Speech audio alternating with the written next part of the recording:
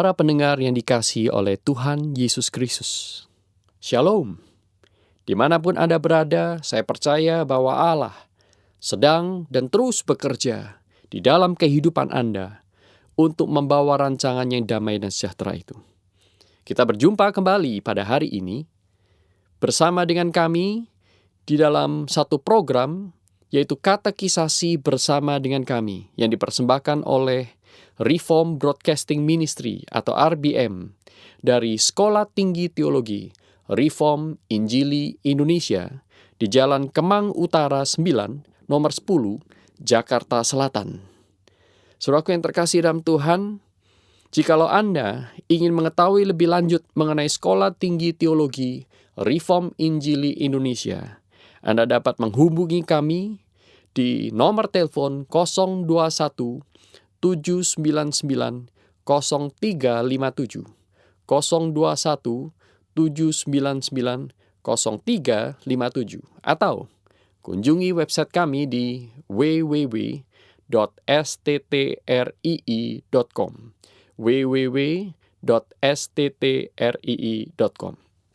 Jikalau Anda adalah orang yang sedang bergumul untuk menjawab panggilan hidup untuk menjadi hamba Tuhan, pemimpin-pemimpin gereja, atau konselor-konselor Kristen yang profesional, yang rindu untuk dipakai Tuhan untuk menantang zaman ini dan mempersiapkan diri dengan baik, maka janganlah sungkan untuk menghubungi kami di nomor yang tadi kami berikan, yaitu 021 799 0357.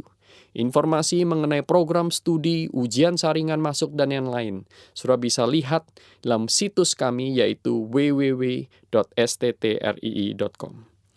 Nah, saudaraku yang terkasih dalam Tuhan, mari kita lanjutkan pembahasan kita dalam katekisasi bersama dengan kami ini.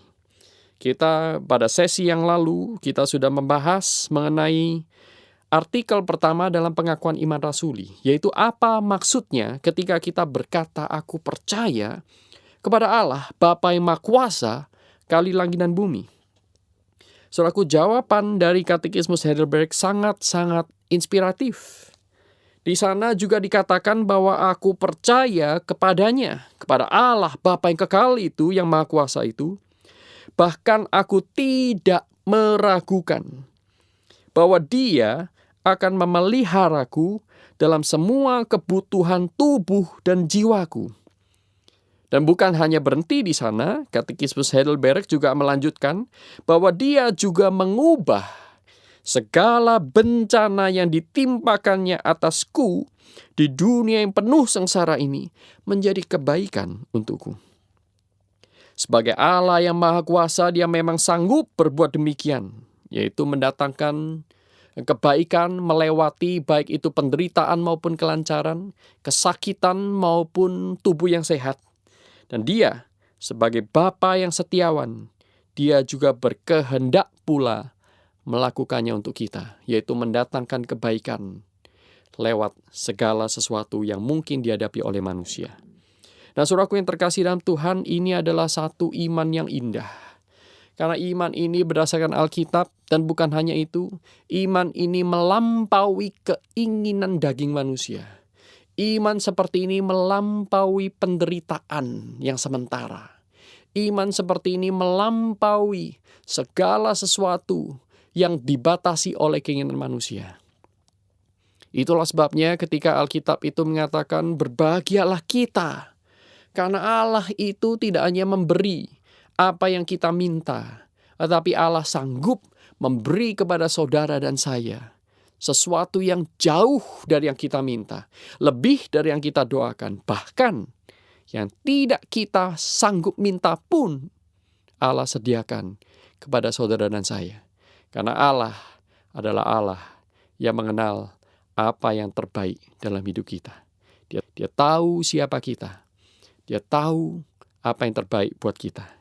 Itulah sebabnya, saudaraku, jikalau diperhadapkan pada sebuah pertanyaan, manakah Allah yang hendak engkau percayai? Allah yang menjawab semua doa-doamu sesuai dengan keinginanmu, atau Allah yang hanya memberi yang terbaik kepadamu, sekalipun yang terbaik menurut Allah belum tentu terbaik menurut manusia.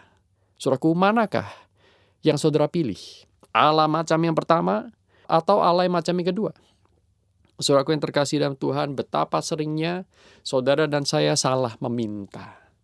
Betapa seringnya pemikiran kita yang terbatas ini tidak sanggup melihat jauh ke depan, sehingga apa yang kita minta itu biasanya adalah hal-hal yang kita pikir terbaik saat ini.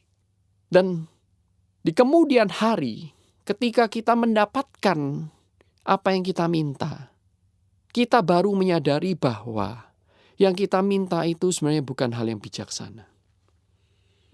Nah, saudaraku yang terkasih dalam Tuhan, suatu kali saya berdoa kepada Tuhan.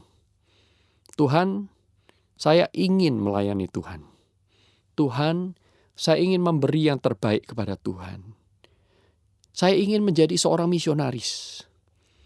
Saya berdoa dengan sungguh-sungguh, saudara, sehingga sampai suatu ketika terbuka sebuah kesempatan, Tuhan itu menawarkan, seolah-olah itu datang dari Tuhan.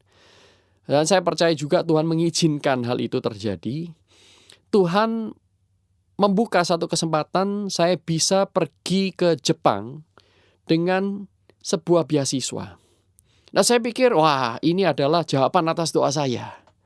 Nah, saya pikir, saudaraku, Tuhan hanya bekerja sampai di sana. Dan kemudian saya mulai mengikuti kursus belajar bahasa Jepang sungguh sangat intensif. Setiap hari, 1 minggu 5 kali, setiap kali itu 2 jam. Saya belajar bahasa Jepang selama kurang lebih 7 bulan. Tetapi waktu sampai pada proses pengajuan visa pelajar di Jepang, visa itu tidak kunjung keluar dan aplikasi itu terus-menerus ditolak, entah karena satu dan lain hal. Padahal saya sudah mempersiapkan diri sedemikian rupa, saya ingin menjadi misionaris di Jepang dalam status saya sebagai pelajar dan seterusnya. Namun, saudaraku, ternyata Tuhan mempunyai rencana yang berbeda.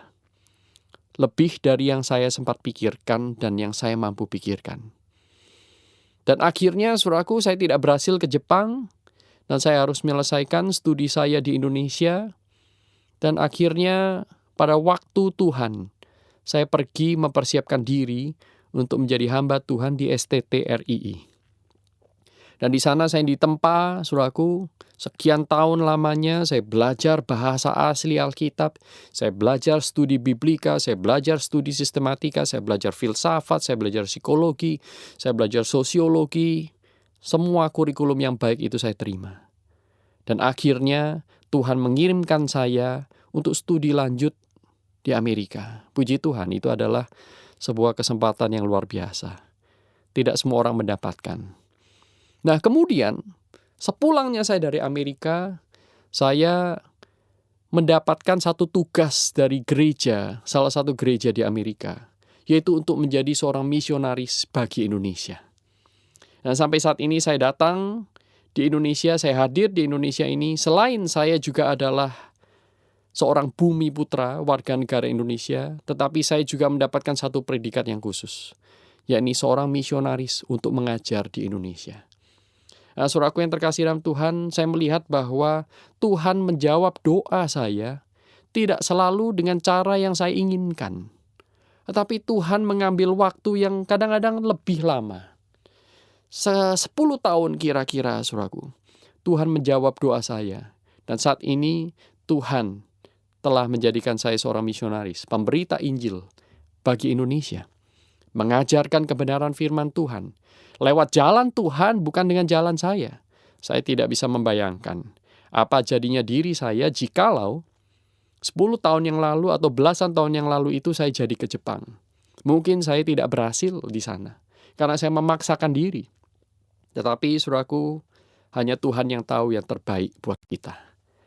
Nah, saudara yang terkasih dalam Tuhan, saya percaya bahwa Allah Bapa kita adalah Bapa yang memelihara kita. Bapa yang care kepada kita. Dia tahu, saudaraku, apapun yang saudara dan saya sedang alami, itu Tuhan izinkan untuk kebaikan kita. Mungkin itu adalah sakit penyakit. Mungkin itu adalah kematian dari orang yang terdekat yang kita kasihi. Mungkin juga kita sedang mengalami kehilangan pekerjaan. Atau hal-hal yang lain yang menurut kedagingan kita semua tidak menginginkannya. Tetapi percayalah bahwa di tangan Tuhan, di tangan Allah, Bapa yang Maha Kuasa, Khalik langit dan bumi itu, semua yang kita pikir tidak berarti, sesungguhnya adalah sebuah rajutan yang Tuhan berikan, yang Tuhan tenun di dalam hidup kita, untuk membuat rencananya nyata dalam hidup kita menjadi begitu indah. Tuhan bekerja lewat kesalahan kita tanpa berkompromi dengan dosa itu sendiri. Tuhan sanggup menggunakan kelemahan saudara dan saya tanpa Dia harus menurunkan standar keadilannya. Tetapi Dia adalah Allah yang menggunakan setiap kegagalan kita untuk melatih kita semakin bergantung kepada Tuhan. Untuk melatih kita menjadi orang Kristen yang semakin bersaksi bagi dunia. Di dalam sakit penyakit ataupun dalam kegagalan, kita menjadi orang-orang yang menunjukkan kualitas yang lebih dibanding dengan orang-orang yang belum mengenal Tuhan. Sehingga saudaraku yang terkasih dalam Tuhan, menjadi orang yang mengakui Bapa sebagai Allah kita, Allah sebagai Bapa kita yang Maha Kuasa, pencipta langit dan bumi, tidak tentu membuat saudara dan saya menjadi orang yang sempurna. Tidak. Tetapi menjadi orang yang ketika menghadapi segala sesuatu di dunia ini, menghadapi angin ribut, menghadapi lembah kekelaman, menghadapi mara bahaya, kita menjadi orang yang semakin lama semakin dikuatkan oleh Tuhan dan mendapatkan kekuatan dari Tuhan pada waktunya. Karena kita percaya Dia adalah Allah Bapa yang memelihara, pencipta hidup kita, pencipta diri kita, yang mengenal kita jauh lebih dalam daripada kita mengenal diri kita sendiri. Dan Dia adalah Allah yang mempunyai kehendak yang terbaik, rencana yang terbaik untuk saudara dan saya. Dan Dia adalah Maha Kuasa, sehingga Dia akan mengeksekusi rencananya untuk kehidupan saudara dan saya. Sehingga kita, ketika kita kembali kepada Tuhan, di tengah segala kekecewaan hidup mungkin yang kita sedang alami, saudara dan saya boleh dipakai oleh Tuhan menjadi alat di tangannya. Menjadi kesaksian bagi dunia yang terhilang ini. Menjadi kesaksian bagi dunia yang sudah ditipu oleh filsafat-filsafat dunia yang membawa kita, menenggelamkan kita di dalam kekecewaan, di dalam ketidakberartian hidup. Saudaraku yang terkasih dalam Tuhan, Allah kita adalah Allah yang bekerja. Terus Dia memelihara hidup saudara dan saya. Saudaraku yang terkasih dalam Tuhan, ada banyak kekecewaan dan penderitaan yang mungkin kita bisa haturkan kepada Tuhan. Kita bisa keluhkan kepadanya. Lakukanlah itu. Tidak apa-apa. Karena Dia adalah Bapa yang mengerti kita. Dan pada saatnya pula, Dia akan mengubah kesedihan kita menjadi sukacita. Dia akan mengubah kelesuan kita menjadi tari-tarian. Dia akan mengubah setiap orang yang percaya kepadanya menjadi orang-orang yang hidup penuh dengan kemenangan. Karena Dia bukan nun jauh di sana. Dia adalah Allah Bapa yang Maha Kuasa, pencipta Khalik langit dan bumi. Saudaraku yang terkasih dalam Tuhan, di sini kita melihat bahwa Allah adalah Allah yang setia, Allah yang tidak pernah jauh dari kita, sekalipun mungkin kita tidak bisa melihatnya. Namun Allah selalu melihat kita. Tidak ada sedetik pun di mana Allah jauh dari saudara dan saya. Tidak ada satu momen pun dalam dunia ini di mana Tuhan tidak memperhatikan kita. Saudaraku yang terkasih dalam Tuhan, maukah saudara dan saya kembali kepada Allah Bapa yang memelihara kita. Firman Tuhan mengatakan dengan begitu jelas, Allah turut bekerja dalam segala sesuatu untuk mendatangkan kebaikan kita.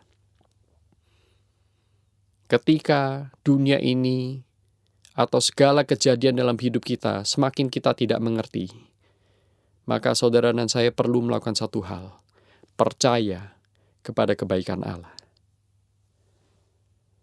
Ketika tragedi demi tragedi, kepahitan demi kepahitan, itu menghunjam hidup saudara, datang silih berganti.